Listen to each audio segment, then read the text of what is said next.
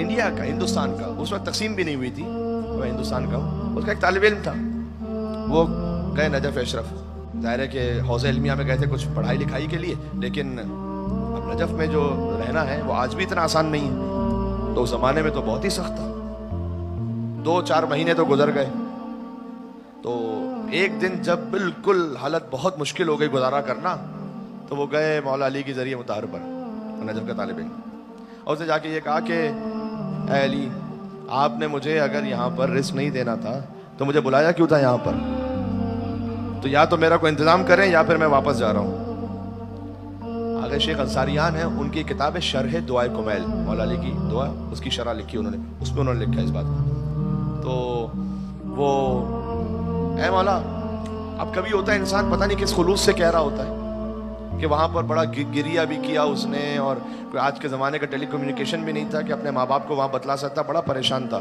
ایسے اس نے وہاں مولا علی کی ذریعے کے سامنے گریہ کیا کہ مولا علی ابن ابی طالب اب حالت خواب ہے، حالت مکاشفہ ہے، اللہ جانتا ہے۔ علی ابن ابی طالب کی زیارت نصیب ہوئی اسے۔ مولا نے کہا دیکھ، اگر مال دنیا چاہیے تو واپس چلا جا ہندوستان، علم چاہیے تو یہاں یہ زحمت برداشت کرنا پڑے گی، ایسے علم نہیں ملے گا۔ تو اس نے کہا کہ مولا علم کی تو خیر ہے، ابھی مال دنیا ہی دے دیں، ابھی کچھ حساب دیکھتے ہیں۔ ابھی مولا نے کہا کہ اچھا پھر جاؤ ہندوستان واپس، وہاں تمہارے علاقے کا ایک راجہ ہے، اس سے جا کر کہو بے آسمان رود و کار آفتاب کنت، آسمان پر پہنچتا ہے آفتاب بن جاتا ہے، یہ جملہ کہو تمہاری مشکل حل ہو جائے گی۔ ادار ہوا نیند سے، اب یہ سوچ رہا ہے کہ میں نے مولا سے کچھ مانگا تھا، تو یہ مولا نے مجھے یہ کیا مصرع کیا بتلا دیا کہ میں جملہ کہوں، یہ کیا مطلب ہے؟ بہرحال میرا کام ہے جملہ کہنا، علی کا کام ہے وہاں مدد کرنا۔ پہنچا ہندوستان، واپس پہنچا، وہاں پر راجہ شاہی تمطراق کے ساتھ گزر رہا ہے، اس کو کون ملنے دے گا راجہ سے؟ تو اس نے دور سے کہا بے آسمان ربط و کار آفتاب کنت، کچھ نہیں پتا آگے۔ بادشاہ نے بڑے غور سے اسے دیکھا، کہا ذرا اس شخص کو قریب بلانا۔ جی حضور، کہا کہ یہ تم نے کیا کہا، اس وقت ذرا دہرانا۔ تو اس نے کہا بڑے ڈرتے ڈرتے بے آسمان ربط و کار آفتاب کنت۔ بادشاہ نے کہا یہ جتنی زمینیں دیکھ رہے ہو نا، یہ سب میری ہیں، اس میں سے آدھی میں نے تمہیں عطا کی۔ سن لیجئے گا، میں اختتام پر آ گیا ہوں، اب اپنے خزانے میں لے کے یہ ہیرے جواہرات جتنے بھی ہیں نا، اس کو آدھا آدھا تقسیم کر لو، یہ تمہیں عطا کیا، اور میرے بعد تم ہو میرے ولی عہد، میرے بعد یہ بادشاہ تمہیں ملے گی۔ کہا حضور یہ سب میں نے ایک جملہ کہا ہے، یا آپ سب دیتے چلے جا رہے ہیں مجھے، یہ کیا معاملہ کیا ہے؟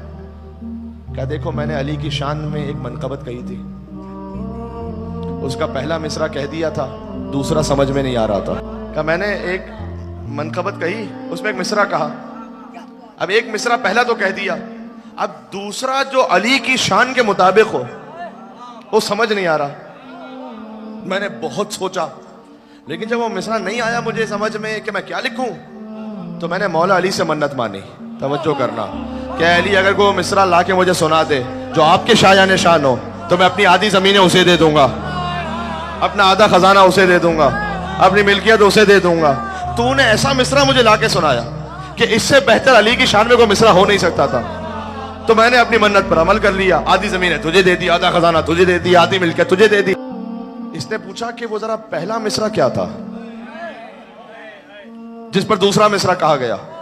بہت توجہ کیجئے گا۔ اس نے کہا پہلا مصرع یہ تھا کہ میں نے یہ مصرع لکھا کہ گر بذرعی نظر لطف بو تراب افتد۔ پہلا مصرع تھا اگر گر بذرعی نظر لطف بو تراب افتد، اگر دنیا کے ایک حقیر ذرے پر بھی بو تراب کی نگاہ ہو جائے،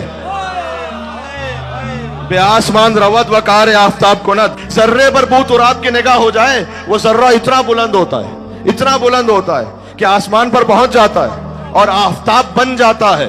علی ذرے کو آفتاب بنا دیتے ہیں، کوئی ذرہ تو بن کے بتائے۔ علی کا آپ نے کرم دیکھا، جسے دولت چاہیے تھی اسے دولت دے دی، جسے مصرع چاہیے تھا اسے مصرع دے دیا۔ سوال یہ ہے کہ مجھے علی کے در پر چاہیے کیا؟